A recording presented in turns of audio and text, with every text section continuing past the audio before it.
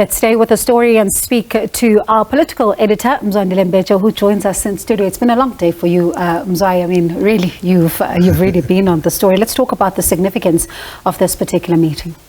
Well, I guess it's part of the job. But of course, this is a very important meeting. Germany, fourth largest economy in the world, number one economy in Europe. Clearly, that is quite an important country to do business with. And of course, Germany facing its own challenges in the form of what is happening in Europe currently. So it's very important for them to also look elsewhere. And there elsewhere is the African continent, because you remember the issue of gas and stuff like that. So that is what is driving them. But for us, Bongi, as the country, we really need to benefit from some of the skills that the Germans have, from some of the know-how into how to do certain things. And I think the partnership that is developing, actually that has been there for a long time, needs really to be improved. I mean, Germany already has about 600 companies in this country. And of course, their automobile industry, I mean, almost every second car on the road is German, so that tells you something. And more than 100,000 South Africans are being employed by those companies. So it's very important. It's a very key partner for South Africa. And as people start moving towards renewable energy, so what better way than to partner with those that have the know-how?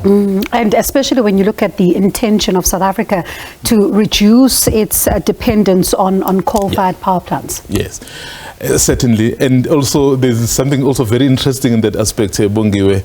Remember, Germany still needs a lot of coal, and it gets them from Russia. And given that as EU, they've imposed sanctions on Russia, but they still need this coal. So what they're doing, they've decided that no, they'll phase out the coal from Russia, but they still need the coal. And South Africa is the country that produces coal. That's the natural ally in this instance. So those are the kinds of investment and trade that are being threshed out. And of course, that Sasol launch that has just happened about an hour ago also is very important, obviously, for the future of energy. And Mzwai, I can't help it. I mean, think about what we've been touching on a little bit, and this is the issue around the developments in Ukraine. Yes. Surely that formed part of this particular meeting. Certainly, and what we found quite important was that I think these two countries have their positions, and then no one was moved from it. I think Germany is part of Europe, so they've decided that somehow Ukraine must be helped because they feel that is the war of aggression. So, and that is why they've imposed these sanctions, and that is why they are pulling away from Germany, because that's how they feel as Europe. But us as a country, and the president reiterated that to say, well, we have taken a stand of neutrality because we believe in negotiations, engagement, and dialogue. In fact, those are exact words that he used.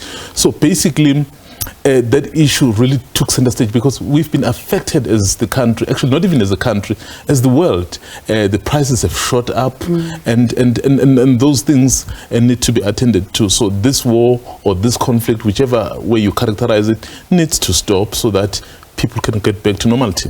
And Mzwai, you know, just as we wrap up, moving away from, you know, political developments, but there's also reports that were suggesting that one of the advisors had to be rushed to hospital. Do we know the developments around that and what has happened?